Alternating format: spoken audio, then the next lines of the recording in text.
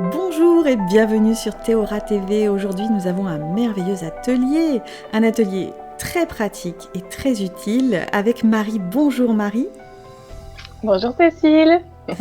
Et Marie, aujourd'hui, tu vas nous proposer des outils, des données pratiques, des exercices pour pouvoir nourrir sa relation de couple. Donc je te remercie beaucoup pour cet atelier qui, à mon avis, va aider beaucoup de gens.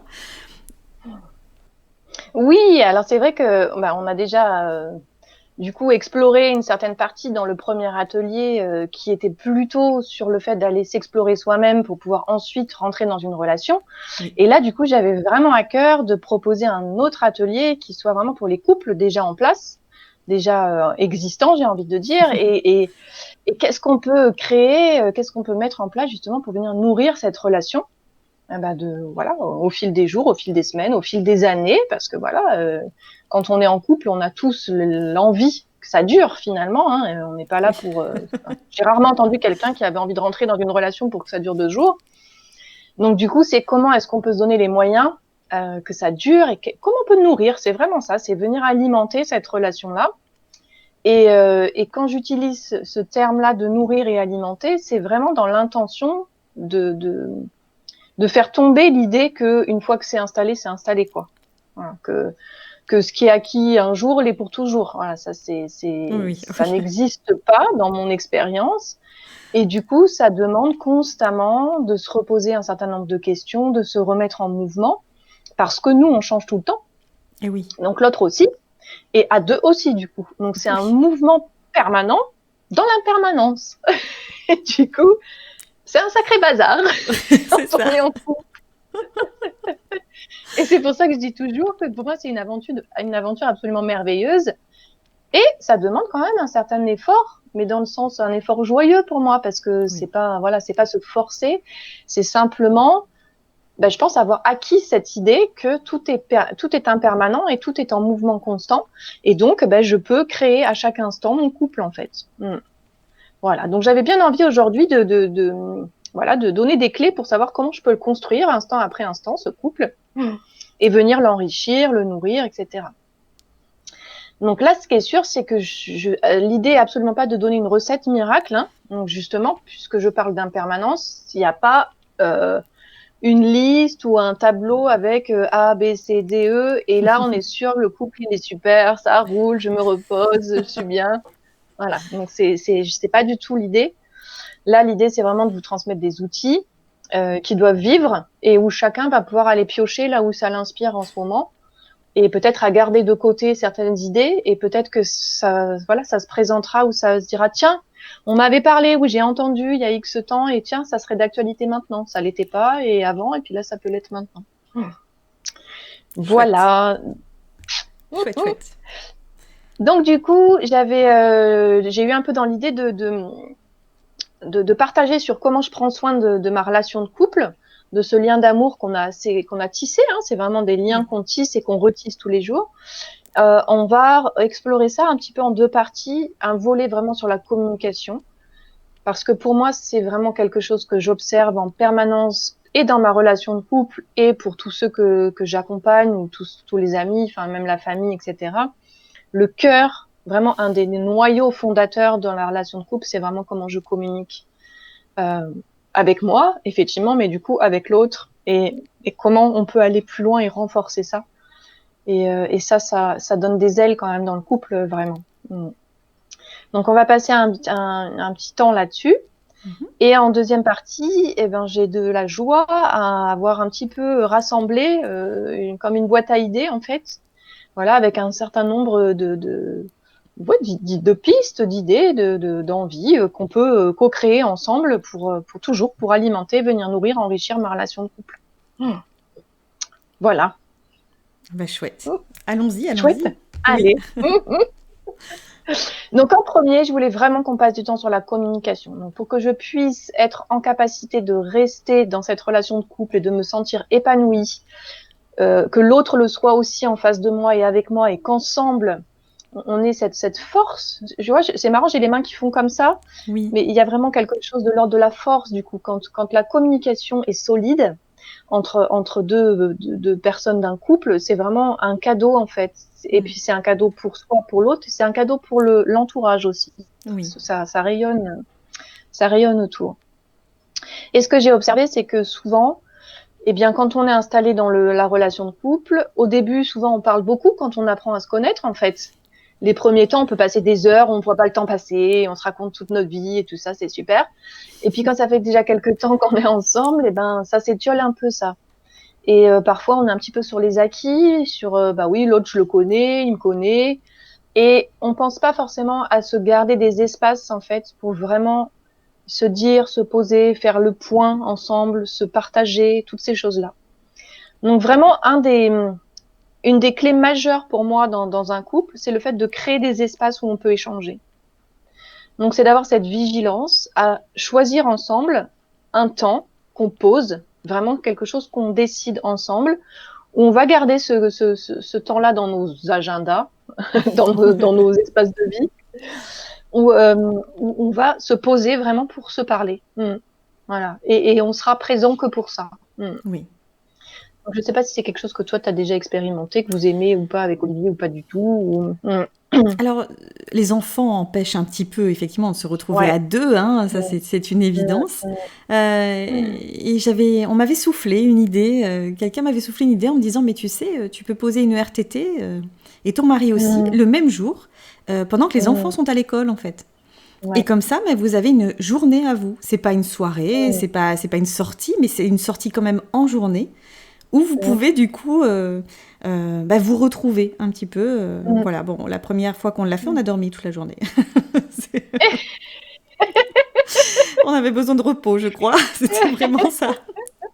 Un repos ensemble, ben voilà. Oui, c'est ça. Et puis sans personne qui nous réveille, sans bruit. Bah Enfin oui. voilà, c'était vraiment profiter aussi de ça.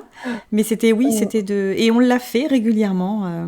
C'était peut-être pas très régulier dans le sens où c'était pas tous les mois, par exemple. Mais quand on en ressentait le besoin, à un moment donné, on se donnait rendez-vous comme ça. Effectivement, on posait des RTT le même jour. On mettait les enfants à l'école, on s'en débarrassait, entre guillemets, pour pouvoir se retrouver à deux, quoi. Ouais.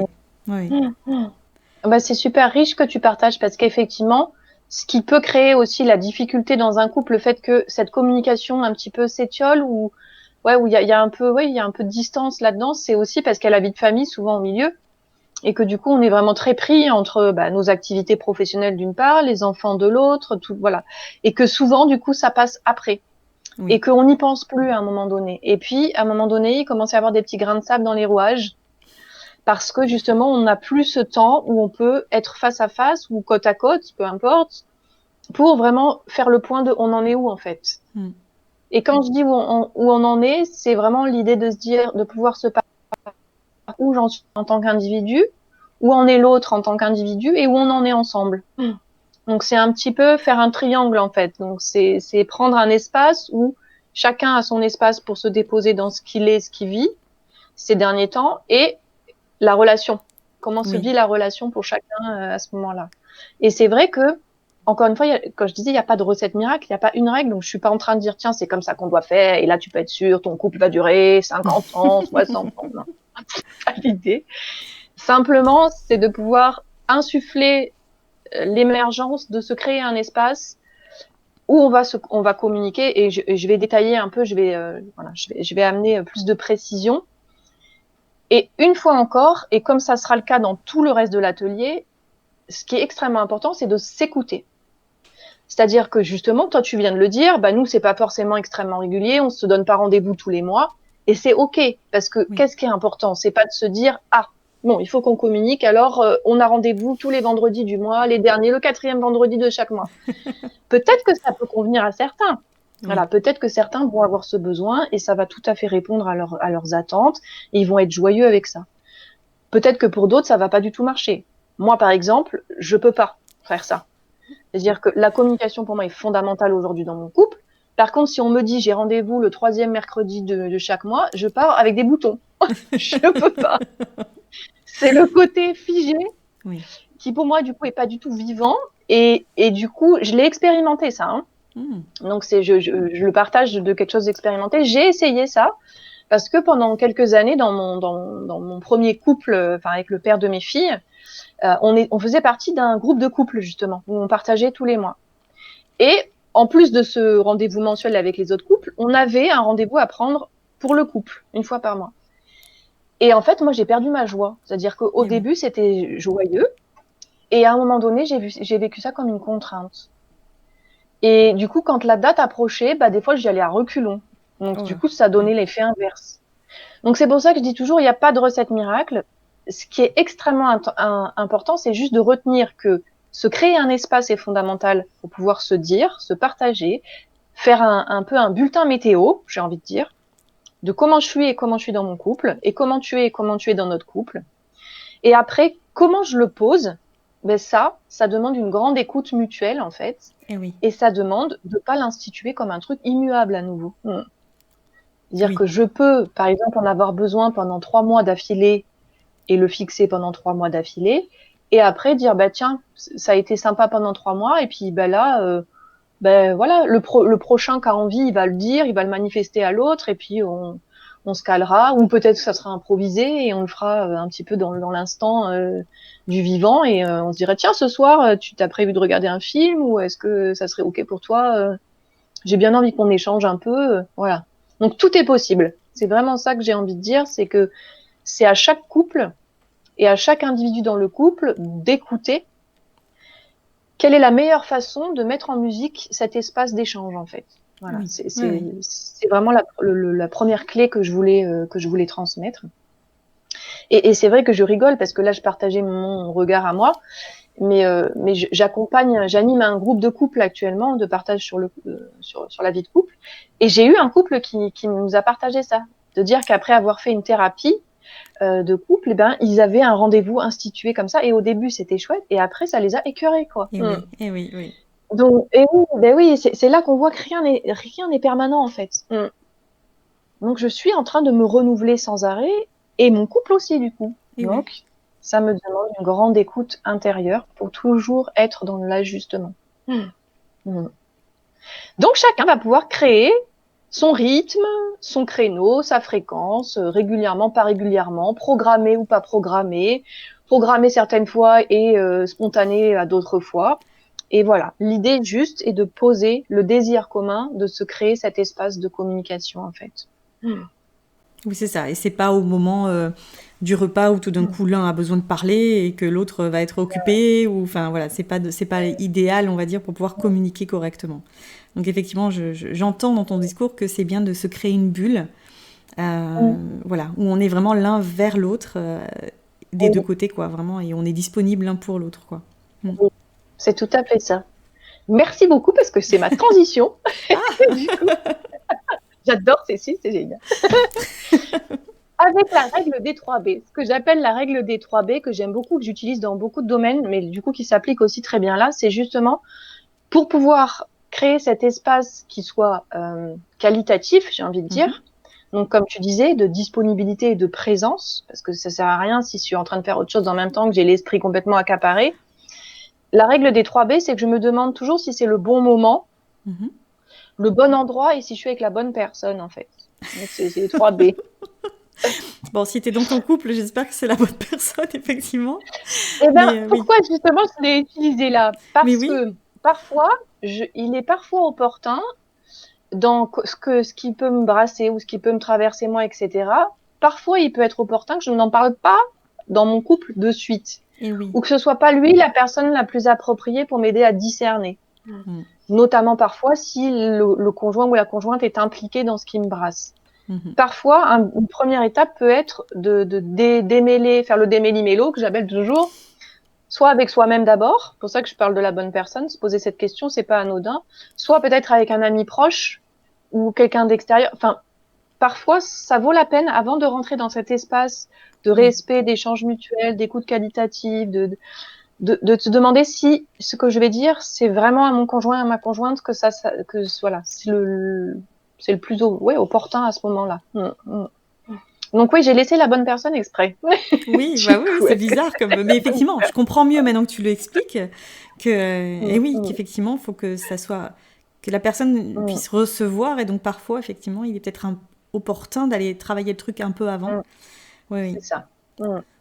Donc c'est pour ça que j'aime beaucoup cette règle-là, parce que parfois on oublie de se demander si c'est bien, parce que comme c'est mon conjoint ou ma conjointe, de fait, ah bah oui, avec lui ou avec elle, je dois tout partager. Mais moi, je remarque, et pourtant j'aime profondément mon conjoint et on vit vraiment une belle relation aujourd'hui. Il y a certaines choses, c'est pas lui la bonne personne. Et c'est complètement OK. C'est juste que j'ai des espaces de ma vie où c'est beaucoup plus joyeux et beaucoup plus raccord quand je les partage avec ma sœur de cœur, par exemple. Et oui, oui, oui, tout à fait. Voilà, parce qu'on n'a pas, on n'est pas toujours tous dans les mêmes domaines d'activité, etc. Donc il y a des fois des zones de connivence qui peuvent être mieux entendues, mieux reçues avec des amis proches ou d'autres personnes en dehors de mon couple. Et c'est OK. Parce que j'entends beaucoup de gens qui se culpabilisent des fois de ça, mais non, ça veut pas dire que j'aime pas mon conjoint ou que mon conjoint m'aime pas ou qu'il me comprend pas. C'est juste que, voilà, le conjoint, il est pas fait non plus pour être l'ultime personne qui me comprend dans 300% de toutes les situations. C'est pas vrai. Donc c'est intéressant d'avoir ce regard aussi sur est-ce que c'est la bonne personne à ce moment-là. Oui. Après, le bon endroit et le bon moment. Donc ça, c'est des questions intéressantes aussi. C'est-à-dire que quand j'ai l'élan de créer ma petite bulle d'échange avec mon conjoint ou ma conjointe, ben c'est sympa de se demander, voilà, quel est le meilleur moment. Donc ça, on l'a un peu évoqué, puis tu le disais. Si c'est au milieu du repas et qu'il y a des enfants avec nous, etc., bon, bah, ça risque quand même un peu d'être compliqué pour avoir l'échange qu'on souhaite. Et on va souvent créer l'effet inverse, on va créer de la frustration, etc., et ça va pas être super du tout. Donc, c'est de se dire, bah tiens, peut-être une fois que les enfants sont couchés, ce soir, parce que voilà, comme on disait, si on est plus dans l'élan spontané, de sentir qu'on a besoin de partager avec son partenaire et de se dire, bon, bah tiens, ce soir, je sens que j'aurais besoin de te parler, est-ce que tu es disponible pour ça? Du coup, quand les enfants sont couchés, est-ce qu'on peut prendre un petit temps, je sais rien, une demi-heure, ou enfin, même si on n'a pas besoin de chronométrer, mais et de voir, est-ce que c'est le bon moment pour toi, est-ce que c'est le bon moment pour moi, et OK. Oui. Donc ça, c'est pareil. On voit que sans arrêt, ça demande une valse de l'un à l'autre pour toujours venir vérifier, valider avec l'autre, pour que quand ce soit posé, ce soit harmonieux pour les deux. Voilà, que ce soit... ça, c'est hyper important du coup. Et encore une fois, ce qui veut dire que quand on pose quelque chose, donc quand on choisit par exemple de poser un espace comme ça de rencontre du couple, il se peut que ça convienne sous cette forme-là à l'un, et qu'au bout d'un moment, ça convienne plus à l'autre alors que ça lui convenait au départ. Oui. Donc c'est aussi à ça que ça sert du coup, ces espaces-là. Ça sert à ce que on puisse sans arrêt renouveler en fait, renouveler la manière dont on veut fonctionner, et qu'on le remette en questionnement et qu'on revalide ensemble. Et oui. Et le bon endroit aussi, c'est-à-dire que si c'est pour être, j'en sais rien. Qu'est-ce que si c'est pour aller peut-être qu'il y en a qui vont aimer aller au restaurant pour le faire, par exemple, se faire une sortie en amoureux et en profiter pour faire leurs échanges, et peut-être qu'il y en a d'autres ça va pas du tout leur convenir parce qu'il y a les gens autour, ils ont pas envie qu'on entende, et que du coup s'ils y vont, bah du coup ils vont pas être à l'aise et que ça va les perturber, ils vont pas se parler comme ils auraient aimé. Voilà, donc toujours il y a jamais de règle figée pour unanime pour tout le monde. Encore une fois, c'est à créer et c'est à co-créer sans arrêt à deux en fait. Et oui. Donc voilà, donc je pose je choisis de m'accorder des temps de rencontre pour mon couple. Je me pose la question des 3 B, bonne personne, bon endroit, bon moment. Une règle hyper importante aussi, c'est je parle en je. Et oui. Donc ça, c'est vraiment quelque chose vraiment important quand je rentre dans ces espaces de communication. Encore plus quand je suis dans le couple, puisque c'est là qu'on l'a vu aussi dans l'émission, qu'il y a énormément de choses qui sont en jeu, énormément d'affects, d'émotions qui peuvent surgir vraiment comme des tsunamis, que l'autre il appuie, et comme on disait exactement sur l'interrupteur qu'il fallait pas, et ça déclenche l'alerte rouge et tout ça, tout autant que les choses merveilleuses d'ailleurs. Mais du coup, ce qui est extrêmement intéressant pour pouvoir faire de ces échanges, non pas des règlements de compte, mais quelque chose de constructif, c'est de s'appliquer la vigilance à toujours parler en je. Donc quand je parle, je dis pas le tu qui tue, mais je prends la responsabilité de ce que je vis, et du coup, je fais attention que je suis en train de m'exprimer à partir du je. Alors du De coup, ce que moi j'ai ressenti. oui, c'est ça. Alors si je dis par exemple, Mm. j'ai mal parce que tu as fait ça, c'est pas bien. C'est pas super, ouais. C'est pas super quand même. Donc ça veut dire C'est pas super. j'ai mal Mm, vécu que mm, tu fasses ça, peut-être. Ou j'ai mm, comment mm. est-ce que du coup on peut dire que l'autre nous a blessés? Comment c'est possible de dire ça en prenant le jeu? Ben, en fait, ce qui est vraiment intéressant, c'est de pouvoir repartir de la situation. Mhm. Donc, être en capacité d'identifier le facteur, le stimulus, en fait, le facteur qui a déclenché chez moi l'émotion, la contrariété, la blessure, etc. Et de pouvoir la retraduire telle qu'elle, en fait, à mon partenaire.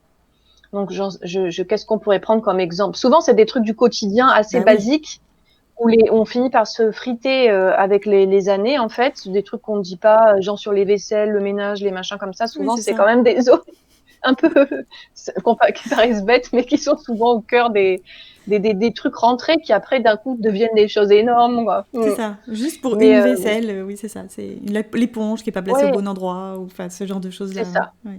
Alors ben voilà, ok, je vais prendre. Merci Cécile, je Allez, vais prendre un l'éponge. exemple qui va vous amuser. Donc, j'ai observé ces derniers temps que donc à la maison, souvent c'est moi qui cuisine et mon compagnon du coup il fait la vaisselle. Hmm. Et ces derniers temps, j'ai remarqué que quand je fais des gratins ou des choses comme ça, ben, il laisse le plat à tremper, d'accord? Et le lendemain matin, il est toujours là. Alors que pour moi, si tu veux, il n'y a pas besoin qu'il trempe et qu'il pourrait se nettoyer tout de suite. Il n'y a pas besoin d'attendre le lendemain. Du coup, régulièrement, ça a été moi ces derniers temps qui, du coup, les nettoyais. Bref.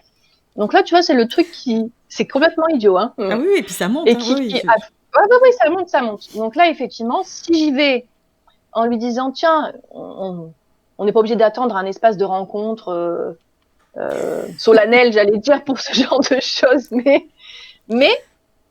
Mais justement, souvent, quand on est pris dans ce quotidien, on prend même pas le temps pour se dire sur c'est des petites choses comme ça. Oui. Donc, du coup, ben, si on n'a pas pris le temps avant, effectivement, on va les inclure dans notre temps d'échange, dans notre rencontre de couple. Et dans ces cas-là, si moi, je me mets à lui dire, au fait, t'en as pas marre, t'arrêtes, tu laisses sans arrêt les plats, là, mais tu peux pas enfin, après, c'est moi qui les fais, enfin, et que je m'énerve comme Ouais. ça, Ouais. c'est sûr qu'il y a peu de chances que l'autre en face il soit en capacité de recevoir ça et qu'il ait envie de changer quoi que ce soit. Oui, c'est ça. Voilà. Par contre, si moi je peux partager à partir de mon jeu, c'est-à-dire de lui dire tiens, j'ai observé, je suis dans l'observation. Hmm. Donc j'ai observé que les quelques dernières fois, quand on a fait des gratins, le plat restait à tremper alors que d'après moi, il peut être nettoyé tout de suite sans difficulté et du coup, ça me crée un certain agacement. Ah oui. Là, je parle de moi. Ah oui. Là, je suis Ouais. dans mon jeu. Ouais, d'accord. D'accord. Ok. Et là, je peux aller vers l'autre et lui dire, bah tiens, voilà, je te partage mon agacement, mais qu'est-ce qui fait que ces derniers temps, toi, tu laisses le truc à tremper? Et oui. Et là, on peut avoir cette danse de l'échange. Mais je l'attaque pas, en fait. Je lui balance pas mon agacement dans la tronche en disant, non, mais t'es devenu flemmard, c'est quoi? T'as peur de gratter un plat gratin qui a trempé 3 minutes? Voilà. Si j'y vais comme ça, c'est sûr que Oui. je fais les étincelles directes. Ouais. Et si je prends, mais ça demande vraiment je prends la responsabilité de ce que je vis. Exactement. J'arrête de rendre l'autre responsable, en fait. Oui. Ouais, ouais. L'autre me stimule. En fait, il a déclenché un stimulus. Et donc, l'agacement, il est chez moi, il est pas chez lui. Donc, je me prends en charge dans mon agacement. Et donc, je partage avec mon jeu. Oui. Et un autre exemple qu'on peut prendre, que j'entends beaucoup dans les couples, c'est il m'écoute jamais, ou elle m'écoute jamais, ou ah ouais, ah bah alors là, c'est pareil. Si quand je me retrouve dans ce temps d'échange et je lui dis non, mais de toute façon, à quoi ça sert que je parle? Parce que de toute façon, tu m'écoutes jamais. Ben, là, t'es en face, Cécile, tu vois bien, si on te dit ça, Ouais. ça te donne envie de quoi? Ah bah de rien dire, effectivement. Enfin, ou de pas écouter. Enfin, voilà, c'est. Ouais. Bah oui. Ah, c'est clair. Oui. Alors que, eh oui, ça ferme en fait. Tu Ouais. vois, au niveau du cœur, ça ferme la communication, ça ferme la reliance. Alors que si, avec la même chose, parce que je suis pas en train de nier ce que je ressens, j'ai la sensation qu'il m'écoute ou elle m'écoute jamais. Oui. Par contre, je vais réutiliser ça, c'est-à-dire je vais aller chercher les situations où je l'ai vécu, où je l'ai ressenti. Et je vais pouvoir dire, tiens, j'ai à cœur de te partager que tel jour ou tel jour, ou 3 fois de suite, ou j'en sais rien, j'ai voulu te parler de telle chose et j'ai observé qu'en même temps, tu faisais autre chose ou t'as pas, voilà, ou finalement, t'as pas retenu parce que quand je t'en ai reparlé, t'avais oublié ou voilà. Et donc je décris la situation en fait. Vraiment, je reviens sur le factuel et je dis ce que ça m'a fait. Et je dis, Et en oui, fait, moi, ça me blesse parce que du oui. coup, j'ai l'impression de pas avoir l'espace d'écoute dont j'ai besoin. Et oui, c'est moi qui ai besoin. Dont Ouais, tout à j'ai fait, tout à besoin. fait. Ouais. Ouais, tout à fait. Mm, Ouais, mm. Donc c'est le jeu. Donc ça c'est ouais. vraiment, Ok. ça c'est un gros apprentissage, hein. On pourrait y passer 4 ateliers dessus. C'était très très riche. Mais voilà, déjà je voulais juste le reposer parce que déjà si on a juste cette attention quand on se met en communication avec son partenaire et au moment où je peux me lancer dans les reproches ou les choses comme ça, que clac, je marque un temps d'arrêt et je prends ce temps pour revenir à l'intérieur de moi et à me dire attends. C'est quoi qui m'a stimulé déjà? C'est quoi la situation, les faits de départ qui m'ont mis en réaction? Je vais aller les décrire et je vais pouvoir partager avec mon jeu ce que ça m'a fait. Et du coup, de quoi j'avais besoin derrière. Ouais. Et là, j'avais besoin d'écoute parce que je vis quelque chose qui n'était pas facile, parce que j'ai confiance en toi et que je sais que toi, tu es la personne qui peut vraiment m'éclairer ou me comprendre ou juste avoir une présence. Et donc, ouais, ça m'a blessée parce que j'ai vu que là, a priori, tu n'avais pas été en mesure de me l'offrir. Ça a été dur pour moi. Voilà. Et je suis chez moi, là. Je suis pas dans l'accusation, en fait. Oui, oui, oui, oui. Mm, mm. Ce qui est extrêmement important quand je reprends les rênes, du coup, c'est que du coup, je privilégie la qualité de la relation. Oui. Et en fait, quand je suis dans l'attention portée sur la qualité de la reliance à l'autre, c'est là que j'ouvre les portes pour être compris. Et sauf qu'on fait souvent l'inverse et après on comprend pas pourquoi les portes elles sont fermées. On comprend pas. On lui dit non mais attends, regarde, c'est pas possible, ça fait 10 fois que je te le dis, t'es incapable de t'en souvenir. Et on comprend pas pourquoi l'autre il est pas content quand on lui dit Oui, ça. c'est ça. Et sauf que là, à quel moment j'ai privilégié la qualité de la relation que j'ai Oui. avec l'autre? Non, je lui ai balancé mon reproche et j'ai vidé mon sac émotionnel et je suis bien content. Mais je suis Oui. content 2 secondes parce que même moi, ça me soulage pas, au bout du compte. Oui, oui. Oui. Parce que l'autre, il reste fermé en face et donc je ne crée rien. Je ne construis rien là-dessus.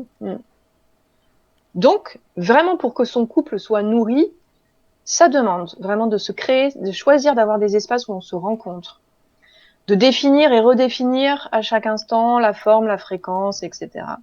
De se poser la question des 3 B, de reprendre les rênes de ce que je vis, Oui. de pouvoir le partager à l'autre vraiment avec mon ressenti. Du coup, c'est quoi le stimulus? Qu'est-ce que ça m'a fait vivre? J'ai besoin de quoi? Voilà, pour que ce soit clairement posé. Et si j'ai besoin, je fais des demandes. Pareil, si j'ai besoin de faire une demande, par exemple, à mon histoire de plat à gratin, je peux très bien le poursuivre en me disant, écoute, est-ce que ça serait possible pour toi de le laver sur le moment, pour qu'il traîne pas dans l'évier le lendemain? Parce que, ouais, moi, j'aime bien avoir l'évier qui est tout clean le Le lendemain matin matin. quand je me Ouais. réveille. C'est important pour moi pour me sentir bien. Voilà. Je peux faire une demande. D'accord. Voilà. Mais je prends les rênes. Ensuite, quand je suis dans cet espace de rencontre, une chose que j'ai observée, et ça c'est marrant parce que celle-là, je l'ai longtemps utilisée dans le monde du travail, dans l'entreprise, parce que comme j'étais dans les ressources humaines et que du coup j'étais confrontée aux évaluations annuelles et Oui. donc aux entretiens avec les salariés, etc., sur évaluer entre guillemets leur performance, il y avait tout un tas de techniques qu'on apprend pour mener les entretiens et pour que ça soit constructif une fois encore. Et il y a vraiment quelque chose que j'ai retenu de ça et que je trouve qui est vraiment qui fonctionne pareil en fait sur le terrain du couple, c'est de commencer par du positif. C'est-à-dire que quand on est dans ce temps d'échange ensemble, si j'attaque direct par tout ce qui m'a gonflé, tout ce que j'ai gardé en travers depuis le mois dernier et tous mes griefs contre l'autre, bonjour l'ambiance quoi. Je veux dire, c'est waouh, c'est la grosse éclate. Le conjoint là le mois prochain, il se taillera, il aura une excuse. Non, j'ai le ping-pong, non, j'ai le tennis, non, j'ai le match de foot, non, je vais voir les copains parce que bon, voilà, il faut que ce soit un espace qui soit Oui. joyeux, un espace où on ait envie de se rencontrer et pas un espace où on va se faire taper dessus, où on va passer son temps à se dire les choses qui vont pas. Oui. Donc vraiment une recommandation que j'ai là et pareil à tester. Après chacun va le tester et voir si ça fonctionne pour lui ou pas. Mais celle-là, elle est quand même assez unanime comme expérience. Pour tous ceux qui Oui, l'ont expérimenté, c'est de démarrer cet espace de rencontre par partager quelque chose de bon, quoi. ouais, ouais, ouais. À pouvoir partager avec l'autre sur la relation de couple, sur soi, des choses qui ont bien fonctionné depuis la dernière fois qu'on a pris le temps de se parler, et voilà, et de démarrer par ça, quelque chose de Oui, bon, de beau, qui a été nourrissant, qui est valorisant, qui va valoriser l'autre, qui va valoriser le couple. Voilà, ça c'est vraiment important. Ça bah vient merci, nourrir, oui, en fait, ça vient nourrir les ressources pour oui, démarrer la conversation. Et après, petit à petit, je vais pouvoir aller, si je sais que j'ai besoin d'aborder des choses plus sensibles ou plus, voilà, qui sont moins évidentes ou moins rigolotes. Je sais que je suis venue d'abord consolider et renforcer le réservoir, ce qu'on et appelle le oui, réservoir de ressources. Et oui, là puis encore une fois, c'est pareil. ça permet aussi Mm. peut-être soi-même de prendre Mm. conscience finalement. Oui. Et de faire la part, enfin de soi-même aussi se remplir de quelque chose, d'une vision positive de l'autre quelque part. Oui. D'aller chercher ce qui est positif chez l'autre, Mm. et ben ça permet d'amoindrir un petit peu le coup du plat à gratin ou le coup de tu ne m'écoutes Oui. jamais, puisque on va Ben reconnaître oui, une qualité existante ou quelque chose de beau et de bon tout à chez fait. l'autre aussi. Donc ça calme Oui. peut-être aussi un petit peu sa Mm. velléité, enfin voilà, son Oui, ça énervement. relativise. Voilà, ça vient créer oui, le fait de relativiser ce qui est en jeu, ouais. Mm. Mm. Et oui, et ça met des bases, oui, qui sont nourrissantes et Oui, où encore une fois, je viens nourrir la qualité du lien du coup. oui, Et quand la qualité du lien et de la relation est nourrie, bah, je peux tout aborder sur ce terrain-là finalement. et oui, Mais si par contre je passe mon temps à attaquer avec des choses qui vont pas, bah, on en a tous fait l'expérience. C'est quand on nous montre que des négatifs, on tombe en dépression, quoi. C'est juste, oui, oui, oui, on a envie de se tirer une balle, quoi. Alors dans la relation de couple, comme on disait tout à l'heure, c'est à la fois une aventure extraordinaire de fait de mille et une beautés, et à la fois là où on a les choses les plus ardues à aller rencontrer sur soi. et oui, Donc autant voilà se créer le cadre qui va vraiment nous porter en fait dans cette rencontre, dans ce oui, temps d'échange à deux, et vraiment démarrer par du positif. Et ça peut être, on le reverra peut-être après dans la petite boîte à idées, mais ça peut être vraiment se dire un merci pour quelque chose, ça peut être commencer par un souvenir qui était super joyeux dans les dernières semaines, et expliciter pourquoi ça a été joyeux pour moi. C'est-à-dire que de la même façon que je parlais du jeu tout à l'heure et de prendre la responsabilité quand j'ai besoin de dire quelque chose à l'autre qui m'a touché, qui m'a blessé, oui, de la même manière, on le fait pas assez de démarrer le fait de se rencontrer en partageant quelque chose qui nous a fait du bien et en expliquant pourquoi. Qu'est-ce que c'est venu nourrir chez moi? oui, oui, Dire ah bah tiens quand on est parti tel après-midi se balader et euh, et voilà et que j'en sais rien pendant quelques minutes on était côte à côte et puis tu te souviens on a parlé de ça, oh bah ça m'a mis en joie, ça m'a fait drôlement du bien de t'entendre me dire ça, etc. Je vais pareil prendre la responsabilité de lui partager oui, qu'est-ce que c'est venu nourrir chez moi en fait. Mm. oui, Donc là c'est ouais, ouais. pareil sur le positif. Mm. Donc ça c'est une grosse clé hein, parce que souvent D'accord. on l'a On note, hein, on retient. on démarre par le positif. Et c'est pas pour endormir hein, les gens. Après, je vais passer mon gros truc. La couleuvre, elle va passer. Non, non, c'est c'est pas du tout l'idée. C'est vraiment que j'ai envie que mon couple il dure. J'ai envie que mon couple il soit joyeux. J'ai envie que mon couple il grandisse. J'ai envie que on puisse continuer à se rencontrer de plus en plus profondément, de plus en plus loin ensemble. Et ben, la lumière, elle est fondamentale. Donc, comment je cultive Oui, cette lumière? Et quand je pose ce temps d'échange avec mon compagnon ou ma compagne, ah bah c'est chouette de se dire ah on va se retrouver, on va commencer par du bon. On a envie d'y aller du coup. oui, oui, ah, oui, tout à fait. Même Oui, si peut-être on va aborder aussi des choses plus ou moins difficiles. Et c'est pas une obligation non plus. Il se peut très bien que dans certaines rencontres qu'on a, il y ait que des choses super chouettes à se partager. Et heureusement, et ça existe souvent. Donc, euh, donc le positif. bon, Ensuite, je l'ai déjà un peu abordé, mais ce qui est intéressant dans ces rencontres, dans ce que j'appelle un peu ce bulletin météo, c'est de prendre le temps de faire son état des lieux de soi en tant qu'individu et voilà et de la relation. oui, Donc voilà, de veiller à pas non plus parler que de la relation en elle-même, parce que la relation en elle-même, elle est nourrie par ce qu'on vit individuellement. Donc c'est intéressant, avant d'arriver sur la relation, de pouvoir partager où on en est. C'est-à-dire, bah voilà, en ce moment, qu'est-ce que je traverse? Tiens, je t'ai peut-être pas dit, ou t'as peut-être pas vu ces derniers temps parce que je te l'ai pas trop montré. Mais j'ai ça qui me brasse et en fait, voilà, je suis un peu préoccupée. Et de pouvoir individuellement, chacun à son tour, venir se déposer. Et à l'inverse aussi dans les choses positives, de dire tiens, il y a ça qui m'a porté là, il y a 2 jours.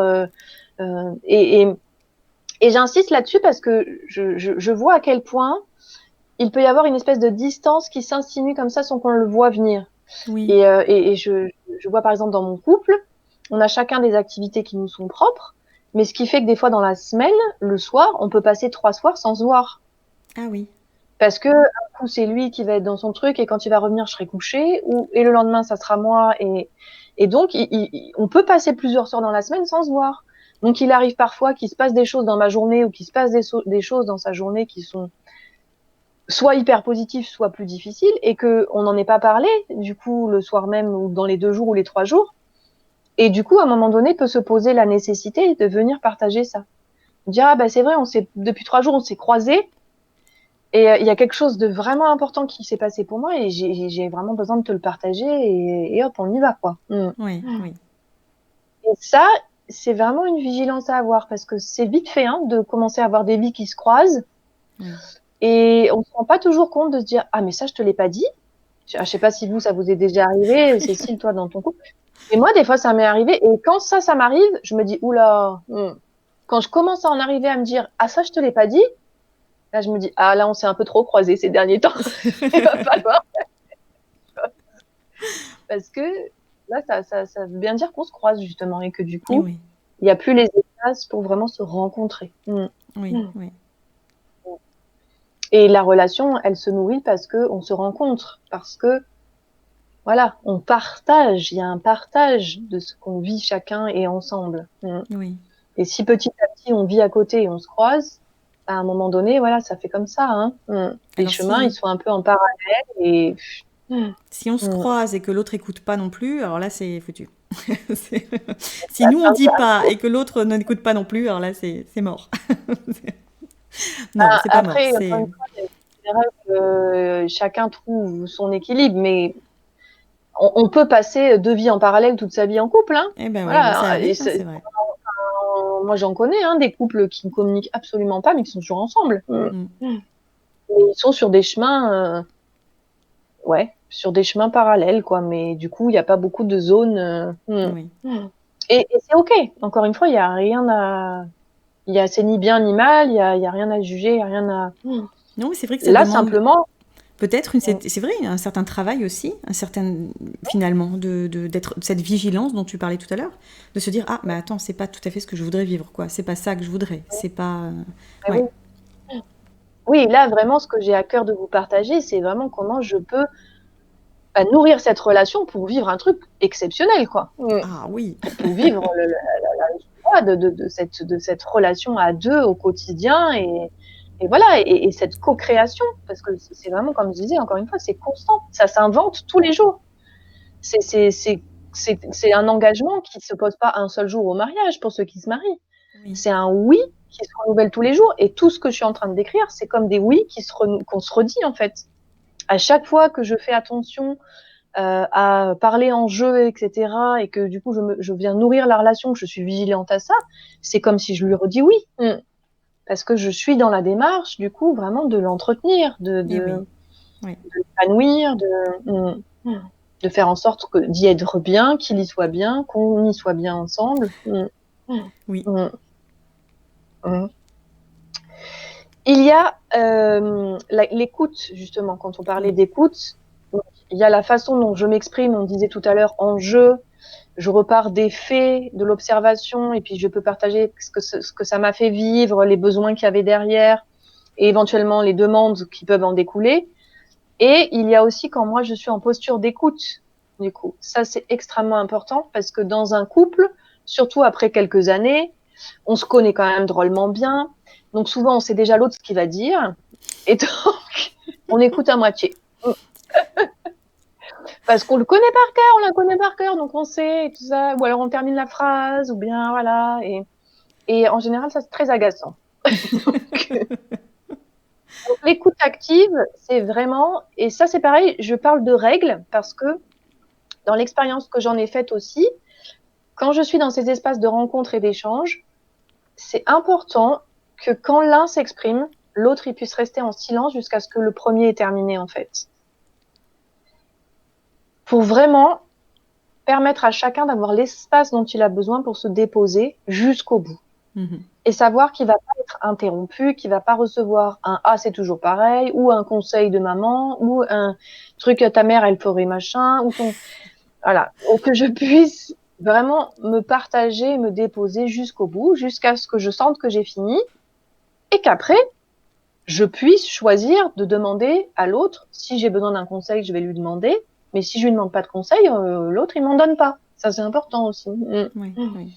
Ou si j'ai besoin juste de lui demander qu'est-ce qu'il en pense quand je lui partage ça. Enfin voilà, c'est moi qui vais choisir, une fois que j'ai fini de m'exprimer, de quoi j'ai besoin. Peut-être j'avais juste besoin d'une oreille, Oui. de sa présence, et c'est tout. Et j'ai pas besoin de commentaires. Voilà. Mais c'est vrai que ça, c'est pareil, ça enrichit vraiment la relation quand ensemble, on peut alternativement s'offrir. Pour moi, c'est un cadeau. Oui. Je le vois vraiment comme un cadeau très précieux de pouvoir s'offrir cet espace d'écoute où l'autre est là en présence, et en plus c'est mon chéri ou ma chérie, donc c'est waouh quoi. Et il est là, elle est là dans sa présence, et moi je peux me déposer jusqu'à ce que j'ai fini quoi. Et ça, qu'est-ce que c'est bon. Oui, oui. Et ça veut dire que je suis en capacité d'être dans l'écoute pleinement présente, et je ne fais pas de commentaires dans l'instant. J'accueille. Et après, je vois si l'autre souhaite que j'échange, que j'interagisse, que je lui donne mon point de vue, un regard, peut-être un conseil, ou... Mais voilà, ça c'est vraiment quelque chose d'hyper précieux, et c'est quelque chose qui est d'autant plus difficile à appliquer quand ce que l'autre va dire va nous stimuler. Oui. Par exemple, si c'est le partage de quelque chose qui nous a pas convenu dans la relation et qu'on a besoin de le dire, et c'est d'autant plus du coup une règle en or que de réussir à laisser l'autre aller au bout sans intervenir. Ah mais c'est parce que voilà, on a toujours l'élan de dire non mais attends, je vais t'expliquer. Non, mais... Voilà, donc on se retient vraiment, et ça, je peux pas convaincre. Parce que d'abord il y a rien à convaincre, il y a personne à convaincre.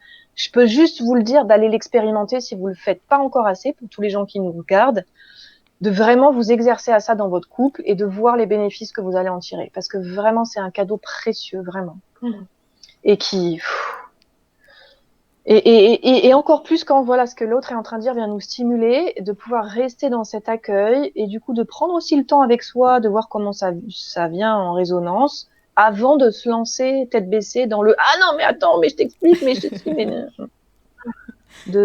c'est un temps pour se déposer, ouais, parfois un peu de silence aussi du coup. Oui, et oui, oui. Le cadeau de l'écoute. Donc ça, celui-là, je voulais vraiment en parler parce que c'est important.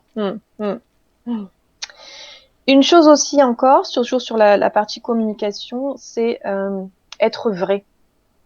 C'est-à-dire, si je choisis de vivre une relation de couple, franchement, s'il y a une personne avec laquelle je peux me mettre à nu, c'est quand même, voilà, c'est lui ou c'est elle, quoi.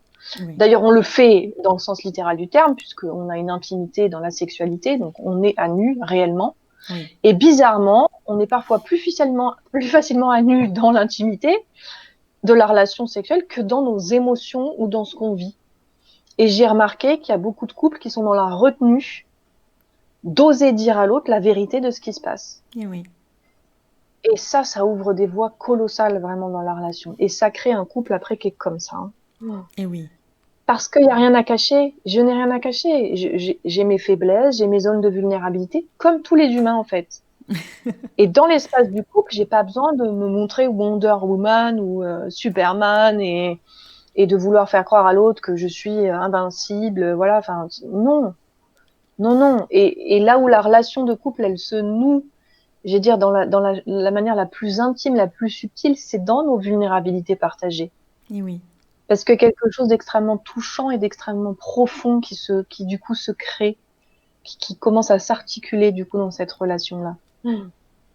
Et ça, je peux en témoigner parce que j'ai longtemps pensé que je communiquais facilement sur ce qui était douloureux pour moi, aussi ce qui me touchait, et en fait, pas du tout. J'étais dans un très grand contrôle et je m'en rendais même pas compte. Et du coup, je ne donnais pas de prise à l'autre. Du coup, l'autre D'accord. n'avait pas dans la relation de couple, n'avait pas les clés pour me rejoindre. Parce que si moi, j'ouvre pas les portes pour oser me montrer dans ma vulnérabilité, l'autre, il passe pas. Et oui. L'autre, il peut pas me rejoindre là où j'en suis. Et du coup, ça crée une distance là aussi. Il y a une séparation qui se met en fait entre nous deux. Et vraiment, sur les dernières années et sur les derniers mois encore, j'ai fait un énorme chemin là-dessus. Et ô combien je vois les changements en fait dans ma relation de couple. Combien je peux fondre en larmes et éclater dans un sanglot énorme aujourd'hui. Et c'est OK. Je suis plus en train de vouloir tenir le truc, de minimiser à moitié. Je sais même pas pourquoi d'ailleurs je faisais ça, tu vois. Mais là, je peux me laisser aller et du coup, l'autre, il me rejoint. Et oui. Et Oui. il va pas se dire, oh là là, Marie, regarde-moi celle-là, elle est toute faiblarde, elle se met à éclater en sanglots. Non, bah non. Je crois Oui. on croit beaucoup ça, en fait, que l'autre, il Oui, va se dire, ah, peut-être. ça y est, c'est pas la femme ou l'homme incroyable que j'avais cru épouser ou rencontrer. Infaillible. C'est ça. Mais en fait, non. En fait, l'autre, il est profondément touché de nous percevoir, en fait, dans nos fragilités, dans nos traversées. Et ça aide mutuellement, en fait. Donc ça, c'est vraiment aussi quelque chose que je dis, on n'y va jamais suffisamment. Donc on peut tous, je pense, aller encore plus loin, vraiment dans ce qui nous bouscule, dans ce qui nous touche, dans nos peurs, dans oser vraiment les partager avec la personne qui est dans notre Oui. vie, quoi. Oui. C'est pareil, c'est un grand, grand cadeau, ça.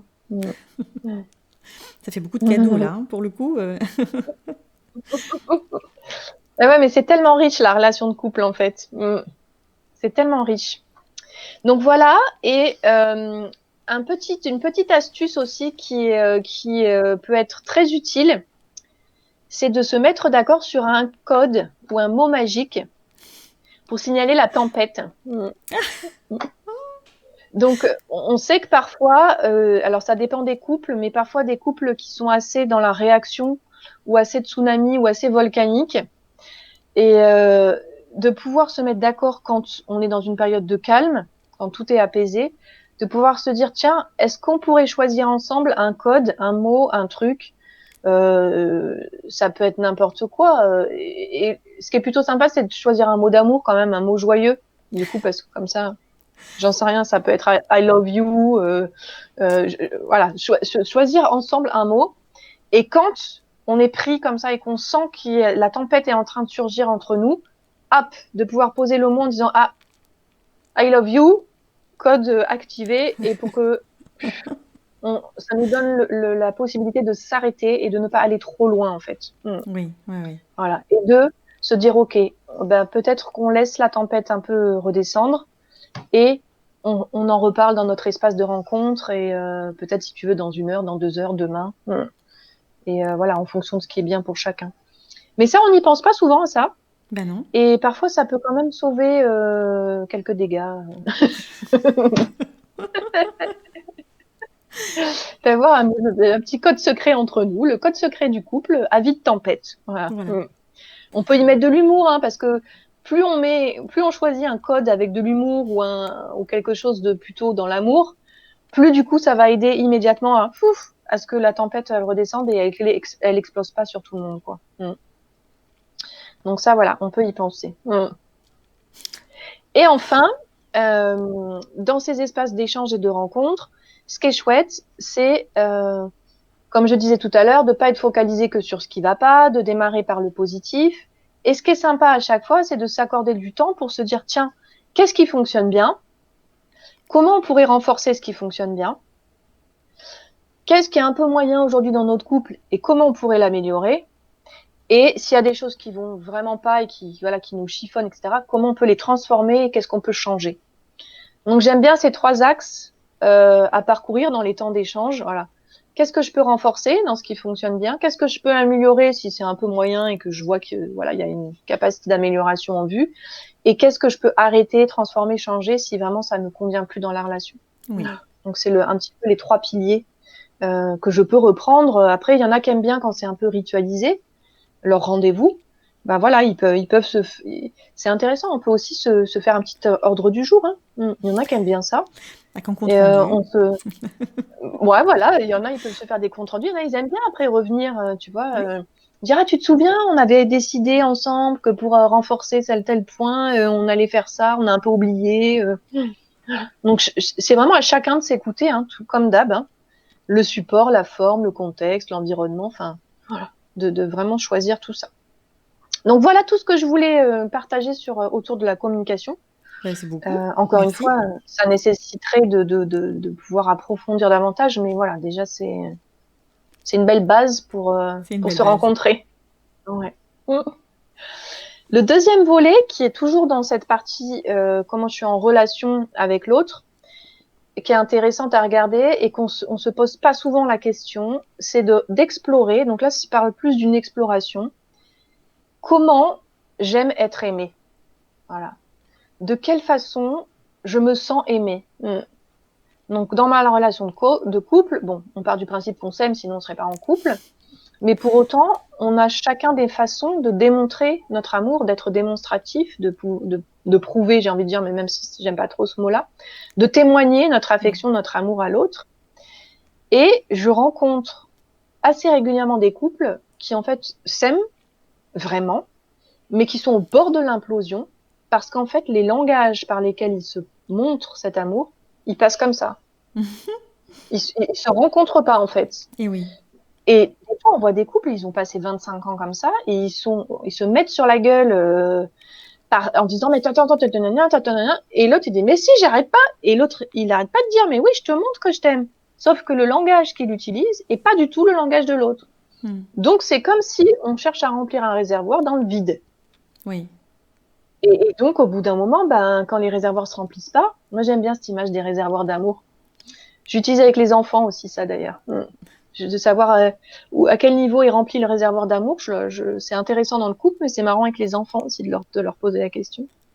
Mais là, c'est une belle exploration à faire, de se poser la question dans le couple, tiens, comment est rempli ton réservoir et comment tu aimes que je le remplisse? Qu'est-ce qui, toi, te fait te sentir aimé? Et vice-versa, de se poser la question. Il se peut qu'on ait la même manière, il se Oui. peut qu'on ait des façons différentes, il se peut qu'on ait une façon ou qu'on en ait plusieurs. Et là, effectivement, c'est Gary Chapman qui a fait les langages de l'amour. Et c'est hyper intéressant parce que du coup, on peut s'amuser à explorer 5 façons différentes. Et par exemple, moi, je sais que dans la manière dont je me sens aimée dans mon couple, je suis pas quelqu'un qui a besoin de cadeaux, par exemple. C'est-à-dire que si on me couvre de cadeaux dans le couple, c'est pas ça qui fait que je vais me sentir aimée, par exemple. Oui. Alors que pour quelqu'un d'autre, ça pourrait l'être. Je suis très touchée quand mon chéri me fait des cadeaux, mais c'est pas à travers ça que je me dis ah il m'aime. Oui. C'est pas ça qui vient me toucher moi. Moi je suis beaucoup plus dans les moments de qualité, ce qu'on appelle les moments de qualité, c'est-à-dire dans les temps qu'on va passer ensemble à partager quelque chose en commun. Et ça peut prendre plein de formes différentes. Ça peut être aller faire une rando, ça peut être aller découvrir quelque chose qu'on n'a pas encore, qu'on connaît ni lui ni moi. Voilà, ça peut être partager un temps juste où on rigole ensemble. Voilà, c'est un moment en fait où on va être ensemble que tous les deux. Et là, effectivement, moi, mon réservoir, il se remplit. Mon réservoir d'amour, il monte. La jauge, elle monte. Voilà. Mais les cadeaux, non, ça va pas être spécialement mon langage, en fait. Voilà. Oui. Ça peut être aussi, moi, j'ai aussi la tendresse. Voilà, le toucher, la tendresse physique. Je suis assez câline depuis toute petite et pour moi, c'est un langage aussi fondamental. Donc, dans mon couple, avoir des petites attentions régulièrement, qu'ils viennent me prendre dans ses bras, qu'ils me fassent un petit bisou sur voilà, c'est quelque chose qui fait que je me sens aimée et qui constamment vient, pareil, remplir la jauge de mon réservoir. Voilà. Mais ce qui est hyper intéressant, c'est que moi, maintenant, je le sais parce que j'ai fait ces explorations, je me suis posé ces questions. Mais si j'ai jamais pensé à ça, si je me suis jamais posé la question, bah, comme je dis à chaque fois, on peut passer toute sa vie avec quelqu'un qui nous aime et qu'on croit qu'on se dit à chaque fois, ben non, regarde, il m'aime pas, il me le montre jamais, hein. Alors que peut-être, bah, lui, il est en train de répondre, il est peut-être en train de me montrer qu'il m'aime en me rendant des services, qui est un autre langage. Par exemple, c'est lui qui sort les poubelles tous les jours. Et c'est sa façon de prendre soin de notre couple, de nous, de notre maison. Et moi, ça, je le vois pas parce que c'est pas mon langage. Oui.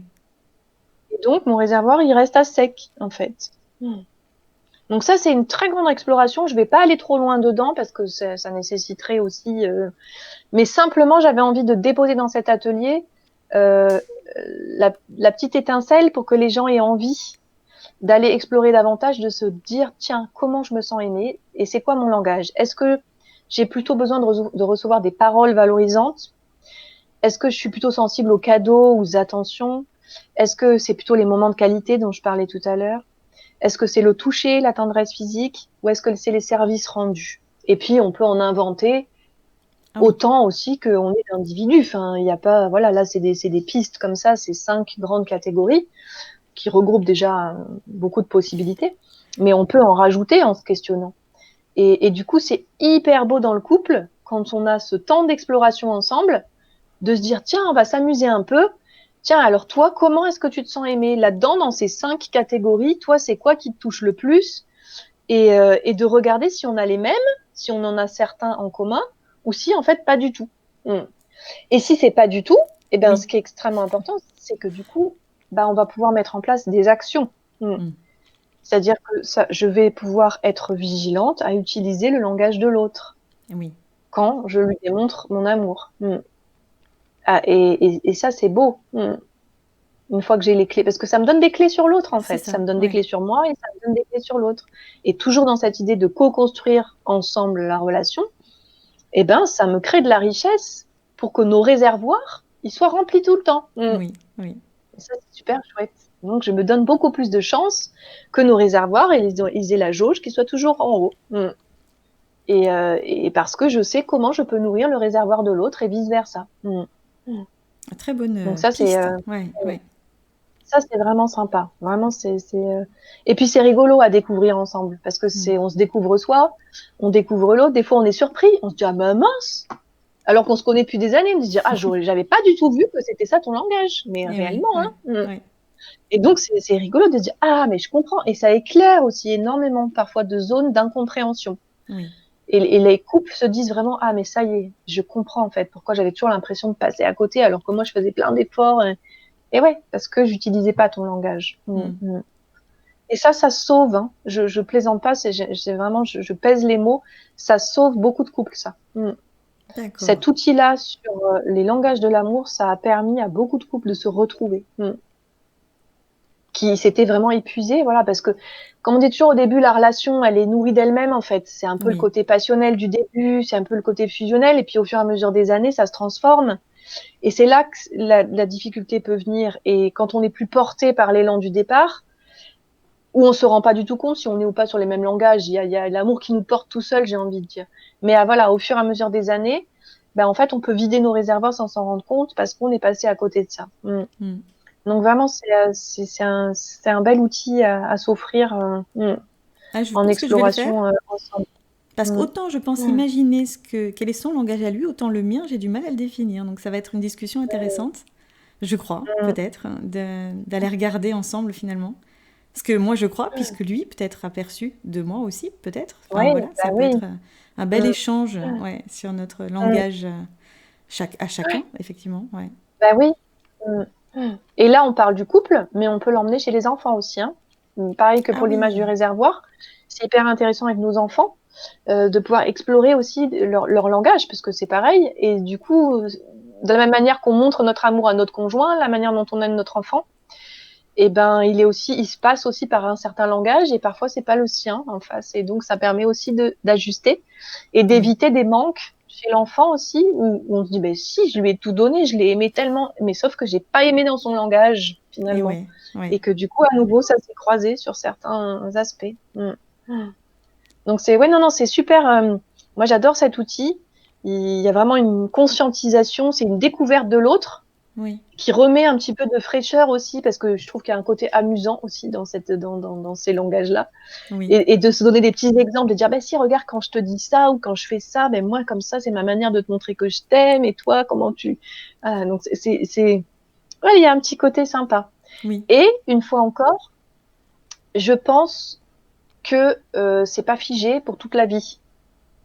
Alors ça, c'est qu'un regard qui m'est propre, mais je pense qu'il y a peut-être des tendances de fond, il y a peut-être un langage qui est vraiment là depuis toujours, Mais je pense que selon les périodes de vie, on peut avoir besoin d'un ou deux autres langages et que ça va pas toujours être les mêmes. Oui, oui. Donc encore une fois, c'est toujours dans cette idée d'impermanence et de je construis et je renouvelle jour après jour. Et donc je peux de temps à autre me reposer la question avec mon chéri ou ma chérie, même si j'ai déjà exploré ça, pour venir valider que ça, est-ce que ça a bougé, est-ce que c'est toujours comme ça que tu te sens aimé, que voilà. Mm. C'est intéressant de le faire vivre. C'est du vivant en fait. Tout est toujours Oui, en mouvement. Hein. de faire le point, Mm. ouais, c'est ça, régulièrement. Ouais. Mm. Mais c'est un outil rigolo. Enfin, moi j'aime bien. Je trouve ça vraiment rigolo. Mm. Donc ça, c'était vraiment toute la grosse partie des outils communication, comment je suis dans la relation, Mhm. etc. Et après, pour terminer, de manière assez amusante aussi, j'ai envie, c'était du coup quelle est un peu la boîte à idées qu'on peut partager là, de petites choses qu'on peut mettre en place dans le couple pour, pareil, toujours pour l'enrichir, pour se faire du bien, pour voilà. Ben voilà, je vais pas vous partager des choses que j'ai pas encore testées parce que du coup ça ne serait pas du vécu vivant et je peux pas vous dire quels sont les bénéfices. Donc j'ai vraiment choisi des petites choses que j'ai déjà testées, mais d'ailleurs je suis certaine que tu connais déjà, mais c'est pareil. C'est-à-dire que dans À cette voir. histoire de couple, souvent on sait les choses, Oui. mais on n'y pense plus au bout d'un certain temps.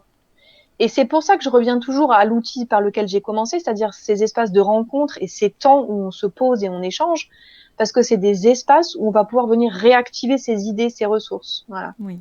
Parce que souvent, avec le temps, bah, les choses, elles se diluent un peu, en fait, tout Et oui. simplement. Et Et c'est oui. OK, c'est la vie, hein. Mais c'est en ça que ça demande cet effort joyeux de venir se nourrir constamment. Donc, une des premières choses que j'expérimente dans mon couple et que j'aime beaucoup, c'est ma boîte à gratitude. Dans le Donc, couple. à la maison, on a oui, pour le couple. Waouh. Ah oui. Donc, on a notre bonbonnière, en fait, à la maison. On a une bonbonnière, vraiment. Et c'est notre boîte à gratitude. Et donc, chacun, quand on en a l'envie, on dépose un mot sur lequel on relate quelque chose où on a envie de remercier l'autre, en fait.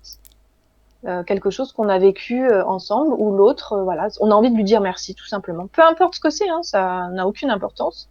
Et on dépose ça dans notre boîte à gratitude. Voilà. Nous, ce qu'on fait, parce que c'est comme ça que ça nous convient, c'est que on la garde sur toute une année et en fait on l'ouvre le premier de l'an. Et le premier de l'an, on se crée cet espace justement d'échange et de rencontre et on réouvre et on reprend tous les papiers parce qu'on a mis la date. Ah voilà. Et on dit ah regarde et on se les passe, tiens celui-là est pour toi, celui-là est pour toi et on relit et on partage ensemble les merci. Mm. Et ça c'est pareil mais qu'est-ce que ça fait du bon dans le cœur quoi. Et ça réactive, voilà, c'est vraiment des ressources extrêmement puissantes. Ça fait remonter tous les curseurs, ça remet l'esprit sur le positif, sur le bon, sur ce qui nous nourrit, sur la solidité du couple, sur tous ces moments de grâce, de joie, de partage, voilà, pareil, qu'on peut oublier des fois parce qu'on met les Oui. petits détails ennuyeux sur le dessus. Ben là, ça vient les réactiver. Donc c'est ce que j'appelle la boîte à gratitude. Ça peut être aussi, alors chacun, j'en connais qui l'ouvrent tous les mois, par exemple, Ah qui oui. mettent tous les mois et qui l'ouvrent tous les mois. Enfin voilà, chacun peut avoir son rythme. Certains vont l'utiliser pour mettre les bons moments partagés, pour me déposer pas forcément des merci, mais des souvenirs. Voilà, donc on peut lui donner mille et une façons d'exister à cette bonbonnière, à cette boîte. Et en tout cas, pour que ça crée un espace de joie, de se reconnecter en fait à ces moments-là, quoi. Oui. Donc moi, c'est quelque chose que j'aime bien, ça. C'est vraiment sympa. Mm. Ensuite, quelque chose aussi que j'expérimente et que j'aime beaucoup, c'est s'écrire. Donc pas tout le monde n'aime écrire, donc là c'est pareil, ça peut ne pas convenir à tout le monde. Mais on aime bien nous c'est laisser des mots. Et alors c'est pas forcément très fréquent, c'est pareil, ça peut être par période, ça peut être un peu régulier, puis après il peut se passer plusieurs mois ou pas du tout.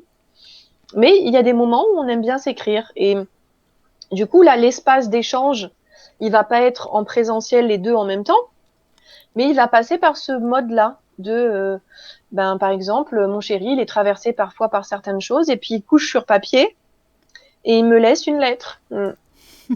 Et moi, du coup, je vais répondre quand je sens que c'est juste. Et du coup, on va créer une correspondance C'est romantique, hein, comme à l'ancienne. Oui, mais oui. Et ce que je trouve sympa, pourquoi je trouve que c'est sympa d'utiliser? Parce que justement, on n'est plus dans l'instantanéité là. Oui. Il n'y a pas l'immédiateté et l'échange, l'interaction instantanée. Du coup, il y a le recul parce que quand j'écris, je pèse mes mots. Oui. Il y a quelque chose qui me demande d'être plus en réflexivité, plus en profondeur parce que voilà, je vais le déposer à l'autre. Voilà, donc voilà, ça permet d'aller explorer d'autres manières de faire et c'est sympa. Donc là, je vous ai partagé du coup sur le fait d'écrire voilà des choses parfois un peu longues. Mais on aime bien aussi se laisser des petits mots quand l'un s'en va ou l'autre s'en va. Ce que j'aime bien, moi, c'est m'amuser dans le couple. Hein. Je voudrais dire vraiment une des clés de la durabilité pour moi, c'est l'amusement. Et donc, on aime bien se cacher des petits mots. Voilà.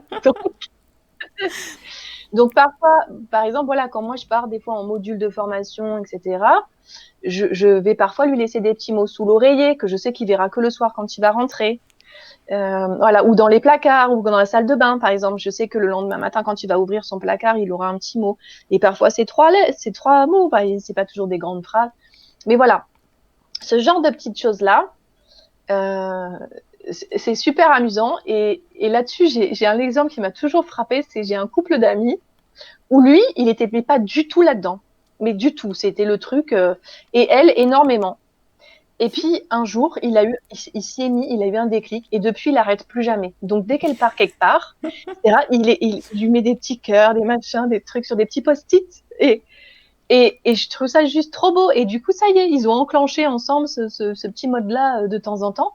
Et on voit comme ça nourrit, en fait. Pareil, comme ça vient enrichir, amuser. C'est la surprise, l'émerveillement de dire « Ah, il m'en a laissé un ici », de chercher où il peut y en avoir d'autres.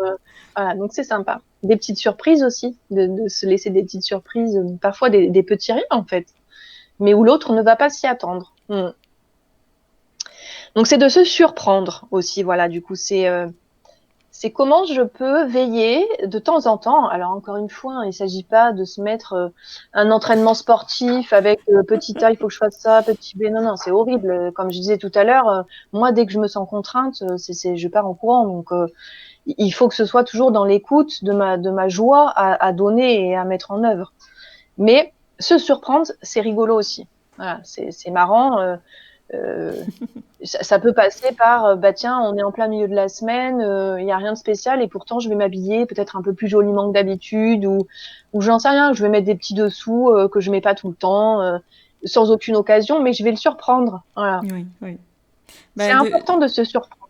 Olivier m'avait beaucoup surpris il y a un petit moment, effectivement. Il m'avait dit, est-ce que tu aimes... alors, je ne sais plus exactement quel était l'artiste, mais Beethoven, par exemple. Et est-ce que tu aimes les framboises ? Je me demandais bien ce qui allait se passer avec les framboises et Beethoven. Et puis, on est sorti dîner. Et puis, on est rentré. Et puis, il a mis Beethoven. Alors, moi, je m'attendais toute la soirée, je m'attendais à un truc. Je me disais, qu'est-ce que ça peut être, quoi ? Enfin, moi, Beethoven, framboise. Et il arrive avec une assiette...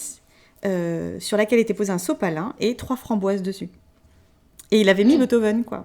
Et donc il arrive avec les framboises, Beethoven, et je comprends toujours pas. Je veux dire, c'était la chose qui... Je ne comprenais rien du tout. Et en fait, dessous, il y avait un bracelet qui m'offrait. Sous le sopalin, il y avait un bracelet qui m'offrait. Mais moi, j'ai cherché toute la soirée le rapport entre Beethoven et les framboises. Et du coup, j'ai jamais pensé qu'il allait m'offrir quoi que ce soit. La surprise était totale, parce que je m'attendais vraiment pas du tout à ça. Et c'est vrai que c'était peut-être effectivement une surprise extraordinaire que j'ai pu vivre. Sans l'idée que les gens aillent mettre beaucoup d'argent dans des cadeaux sans arrêt. Mais c'est parce que finalement, ce que je retiens, c'est pas dans le bracelet, mais c'est surtout les framboises et Beethoven. Voilà, j'en suis encore toute émerveillée finalement de son idée de m'avoir fait marcher toute la journée avec Beethoven et les framboises, quoi. J'ai marché. J'adore. Moi, je dis bravo, Olivier. C'est super. Mais c'est vrai. En fait, c'est la création. Là, on touche la créativité pour le coup. Oui. Mais un couple, ça s'invente et ça se réinvente constamment. Et du coup, c'est chouette ça, de se dire tiens, qu'est-ce que je peux aller m'imaginer. Effectivement, il n'y a pas toujours besoin d'avoir beaucoup d'argent pour ça. Ça passe parfois par des petites choses toutes simples. C'est génial de se dire tiens, il aime quoi, j'associe 2 choses qu'il aime ou qu'elle aime et et clac, je monte une petite surprise et c'est super rigolo. Oui, oui. Donc ça, c'était effectivement créer la surprise, garder son cœur d'enfant et s'amuser. Pour nourrir la complicité, pour moi, c'est pareil, c'est aussi quelque chose que je pratique régulièrement.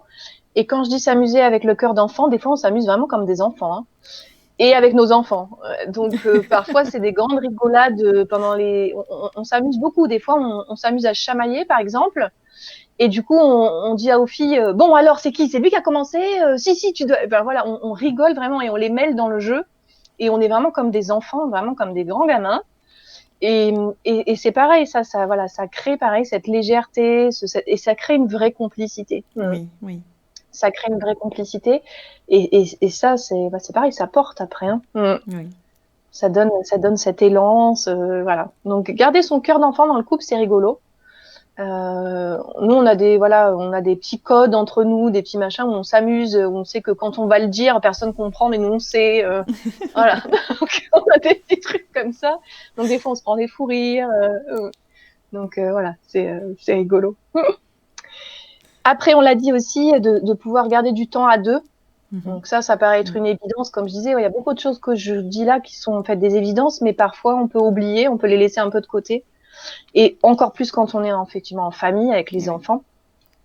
Comment je peux quand même pouvoir prendre du temps où on se retrouve qu'à deux, partir un peu, faire une soirée, voilà, un week-end, se donner des rendez-vous, c'est notre espace à nous. C'est quand même vraiment vital pour pouvoir voilà, avoir cet espace de nourriture et d'alimenter le couple de richesse, quoi. Et enfin, pareil, c'est un trait commun vraiment courant, mais c'est le fait de pouvoir partager des projets, des activités ensemble. Parce que dans le couple, on l'a évoqué pendant l'émission, c'est important d'avoir ces espaces à soi où on se nourrit par soi-même, etc. Mais parfois aussi, quand on passe dans l'excès inverse, où chacun a des activités à l'opposé et chacun est dans sa vie, comme je disais tout à l'heure, si on se croise après à un moment donné, et ben qu'est-ce qu'on partage, quoi. Et un couple, il a quand même besoin pour se nourrir et voilà, et se durer et s'expanser comme ça dans la durée, d'avoir quelque chose qui porte ensemble, quelque chose qui nous donne envie, vers où on a envie d'aller ensemble. Et là encore, c'est 1001 projets. Ça peut être une maison, ça peut être une activité ensemble, ça peut être des vacances, ça peut être plein de choses en fait. Ça peut être une nouvelle expérience qu'on a envie de faire ensemble. On se dit, tiens, moi j'ai envie de ça, ben moi j'aimerais bien aussi. Et clac, ça vient vraiment alimenter on a une vision qui nous emmène quelque part ensemble, quoi. Voilà, on se projette. On n'a pas l'un qui regarde comme ça et l'autre qui regarde comme ça et chacun a des trucs nourrissants de chaque côté. C'est bien et c'est hyper important. Mais on a aussi ces espaces où on regarde ensemble vers le même espace, quoi. Comment tu nous vois dans un an et comment je nous vois dans un an. Enfin voilà, c'est cette projection peut-être aussi. Oui, c'est ça. Oui. Donc parfois c'est un projet d'enfant, parfois c'est voilà, ça peut être plein de choses. Souvent c'est des gros projets de vie, mais parfois ça peut être l'envie de découvrir un pays, de dire tiens, il y a ce voyage-là. Est-ce que c'est quelque chose qu'on peut construire ensemble comme projet? Est-ce que ça peut être, je sais pas, une activité complètement, un bénévolat, enfin j'en sais rien moi. Oui. Où on a envie de s'associer avec l'autre et d'expérimenter ça avec l'autre. Donc voilà un petit peu les petites boîtes à idées que j'avais envie de vous partager, et la liste, on peut la compléter sans arrêt. Et justement, je vous invite vraiment à la suite de cet atelier, pour toutes celles et ceux qui nous regardent, à vous amuser ensemble, à prendre ce temps pour compléter ce que vous faites peut-être déjà, vos petites astuces à vous, vos petites choses qui vous nourrissent dans le couple, et de prendre cet espace pour vous les écrire. Et c'est vrai que c'est intéressant. Moi, j'aime bien cette idée d'avoir un petit carnet, un espace quelque part commun, où on a comme une liste de tous ces petits outils, tous ces supports en fait qu'on aime bien, qui nous parlent. On va garder que ceux qui sont ok pour nous, parce que tout ne nous plaît pas. Et on sait que dans les moments peut-être on est en manque d'inspiration, on est un petit peu dans le creux de la vague, hop, on peut la ressortir et dire tiens, regarde, et ça, si on s'y remettait, et ça, on l'a pas fait depuis longtemps, et hop, ça nous donne un petit peu on remet le pied à l'étrier, j'ai envie de dire, et ça nous fait remonter en selle, et pour repartir du coup de plus belle. Voilà. Donc voilà un peu l'ensemble des clés pour aujourd'hui. Et encore une fois, je réinsiste vraiment sur le fait que ça se construit sans arrêt, rien n'est jamais acquis, ça demande voilà constamment. Et je trouve ça, et c'est pour ça que je trouve que c'est une aventure merveilleuse parce Eh que oui, c'est oui, pas je suis installée dans mon couple fauteuil et voilà. Non, ça se découvre et ça se découvre et ça se crée à chaque instant. oui. Et là, c'est une aventure qu'on crée à deux, donc c'est juste extraordinaire, quoi. Donc, pensez à renouveler son oui tous les jours. Eh bien, merci Voilà ce que beaucoup, j'ai envie de Marie. dire. Merci, Marie, vraiment. C'est vraiment, tu nous as donné beaucoup, beaucoup, beaucoup de pistes, beaucoup d'explications, beaucoup d'outils, vraiment, pour nourrir, oui, sa relation de couple, peut-être pour réinventer son couple tous les jours. Et je t'en remercie. Et puis du coup, je te dis à bientôt sur Oui, d'autres émissions, d'autres ateliers. Et puis je t'embrasse très fort. Et puis je te dis au revoir. Je dis au revoir à tout le monde. À très bientôt sur d'autres émissions et d'autres ateliers. Au revoir. merci à tous.